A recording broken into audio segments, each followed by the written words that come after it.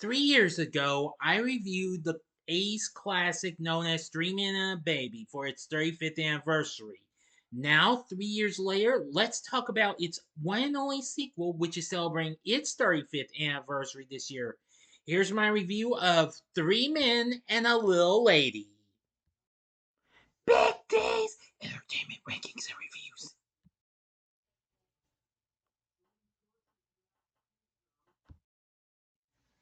So, greetings, my fellow YouTubers, and welcome to Big D's Entertainment Rankings and Reviews. I'm the Big D, and this time around, I bring to you a review of the 1990 buddy comedy flick, Three Men and a Little Lady, released by Touchstone, distributed through Disney, well, formerly Buena Vista, directed by Emil Ardolino, and with screenplay by Charlie Pierce. Starring Tom Selleck, Steve Guttenberg, and Ted Danson reprising their roles from Three Men and a Baby, which this, of course, is its sequel.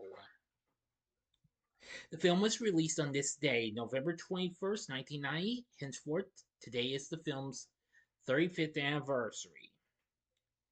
Now, the film did decent enough, but not quite as, but it couldn't match up to its predecessor, though, upon its release.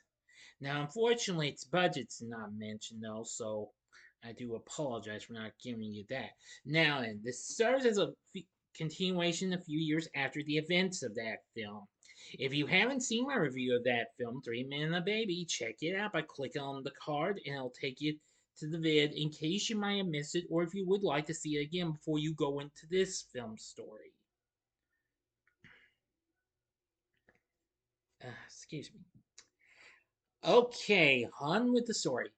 Pierre Mitchell, Michael Kellum, and Jack Holden are living happily together with Mary Bennington, who is now 5, and her mother Sylvia. They relocate from their apartment loft to a bigger house in the city. Pierre and Michael continue as an architect and cartoonist, while Jack has little acting work. Sylvia has become a famous actress and is dating director Edward Hargreave, who wishes to marry her, but Sylvia is unsure how it will affect Mary. Sylvia and Pierre are clearly in love with each other, although he won't admit his true feelings. When visiting, Sylvia's mother, Vera, warns her that he may never be able to express or admit his feelings. Sylvia realizes she wants to get married and start a family, so Jack intervenes and, knowing they are both Mary's birth parents, asks her to marry him. Sylvia rejects him, stating that he is a good father, but would make a lousy husband. Sylvia accepts Edward's proposal, announcing she and Mary will be moving to the UK after the wedding. Inviting Edward to the apartment, Pierre tests some waters on Edward, showing that he doubted Edward would be a good father for Mary. When he leaves, Sylvia confronts Pierre, leading to a falling out when she calls him selfish. And he reminds her she abandoned Mary once, as described in the first film. Sylvia slaps Peter for the comment and leaves. Sylvia and Mary leave the next day for the UK. The men, depressed, try to cheer themselves up with one of their bachelor style parties, but are still miserable without Mary and Sylvia. Peter and Michael go to the UK to visit Mary, who is unhappy without them while Jack is filming on location in Brazil. Pierre and Michael arrive in time for the rehearsal dinner, happily reuniting with Mary and Sylvia. Miss Elspeth Lomax, headmistress of Pileforth Academy for Girls, is introduced by, well, Edward to Pierre, who tells her Pierre is secretly interested in her. Pierre and Sylvia apologize to each other for the fight. With the wedding imminent, Pierre is concerned as Mary says Edward dislikes her. Pierre and Michael realize Edward plans to send Mary to Palford. Edward denies it and Sylvia refuses to believe Pierre, who has always disliked Edward.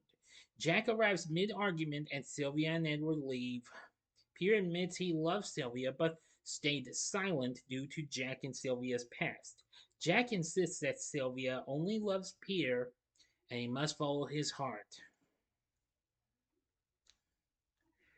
Well, The night before the wedding, Pierre breaks into Palford to get proof of Edward's scheme. Elspeth believes Pierre is admitting his feelings, throwing herself at him. Very surprised and deflecting her advances, he gets away with the evidence in hand. After his car breaks down, he calls Jack and Michael and confirms that he has the proof, but he will be late. Michael, Jack, and Mary try to solve the wedding, while Michael kidnaps Vicar Hewitt and Jack disguises himself as an elderly replacement. Pierre, with help from Elspeth, heads to the wedding. During the ride, she says Edward told her Pierre was interested in her, but Pierre says Edward lied, apologizing for his deceit. They crashed the car into a creek bed and wound up borrowing a motorcycle from a sheep herder. Now for the ending, the rest of it, of course. Now, I advise you to stop this video at once. Go to the description box below. Fast forward to the time below. As I count down now, if you've seen this movie already, please continue. Okay, you've been warned. After numerous delays, Pierre and Elspeth arrive at the chapel. Pierre shows Sylvia the truth, but she remains in disbelief until Elspeth confirms that Edward has been lying to her. Sylvia comes to her senses and confronts Edward, whom Mary accuses of lying again when he tries to defend his decision. When Mary called him out for his lies, Edward shows his true colors by swearing at Mary, causing Pierre to punch him out. Sylvia insists she's going home, but Pierre stops her, ultimately declaring his love. Then Edward regains consciousness, saying it is too late as they are already married. Jack then reveals himself. He has both finally proven his acting skills and rendered the marriage invalid. Pierre and Sylvia wed with Mary as their bridesmaid. Mary throws the bouquet into the air as they leave the chapel and is caught by a shocked Jack. End of story.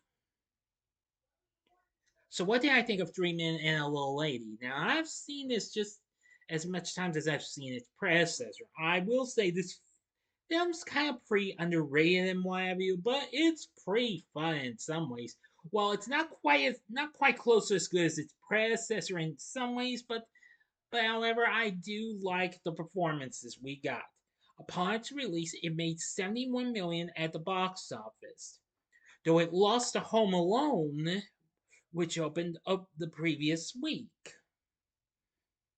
But it still did okay, but it just didn't make it as big as its predecessor. Rotten Tomatoes has a score of 40%, while in some of the reviews, critics Rhea Campbell and Danson Howe of the Washington Post wrote positively on the film, citing that the three main characters' comical rap, the race for Pierre to stop the wedding, and the relationship between him and Miss Elspeth as the film's most enjoyable scenes. However, Howe criticized it, claiming Danson and Guttenberg were overshadowed for the remainder of the film. Well, yeah, that's kind of an issue. Yeah, they are both overshadowed, even with, well, even by the presence of their co-star Tom Selleck and the others. But overall, I found Three Men a Little Late to be pretty fun and what have you.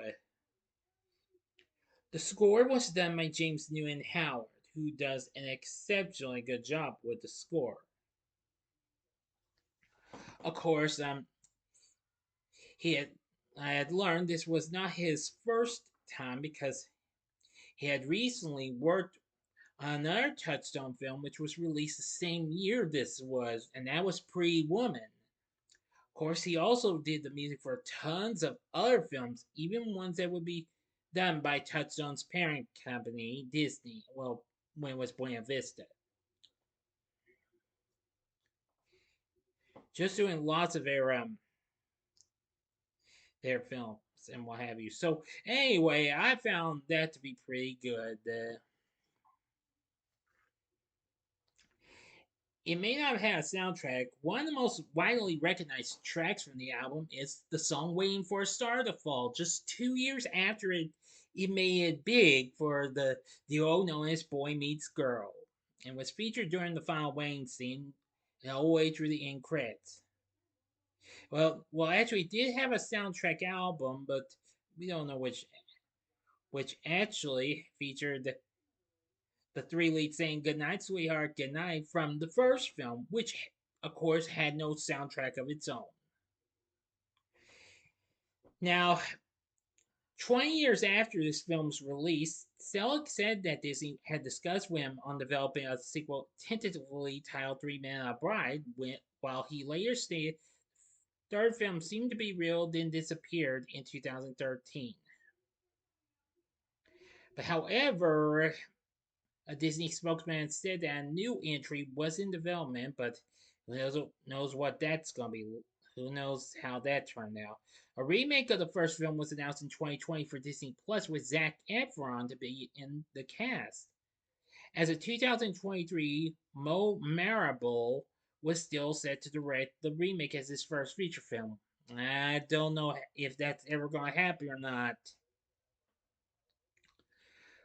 But anyway, we still got a great cast though. We have Tom Selleck once again playing Peter, who is definitely good, just like last time. Steve Guttenberg's back as Michael, good, and Ted Danson still good as Jack.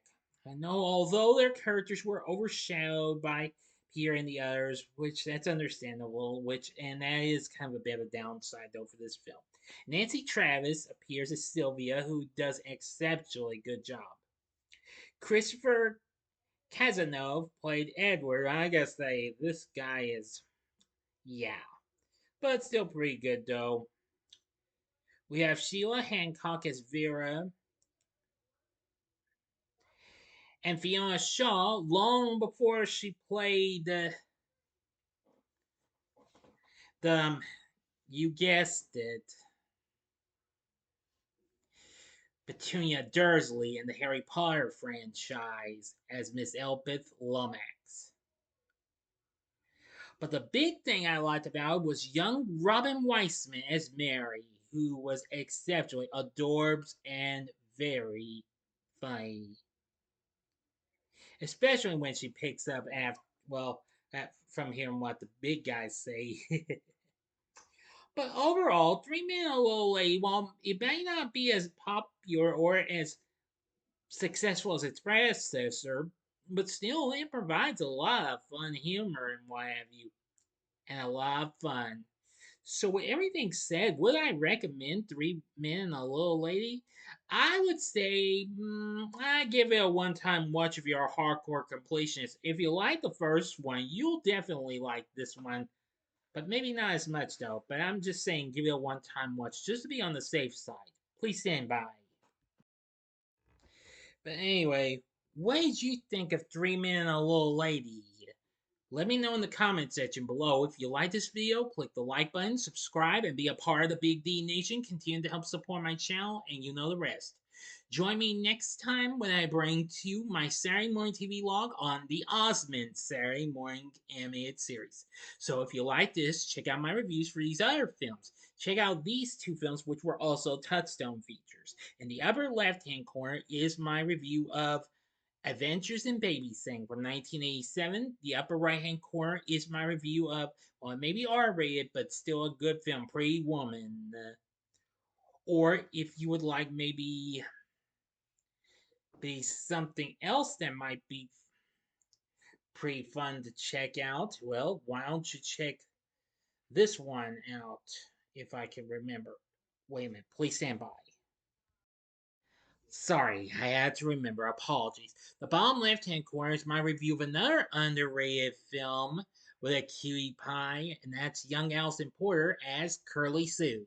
And the bottom right hand corner is the button you can click to subscribe if you like rankings and reviews on movies, TV, music, video games, etc. Then I'm your guy. Thanks for watching. Until next time, I'm the Big D saying, see ya.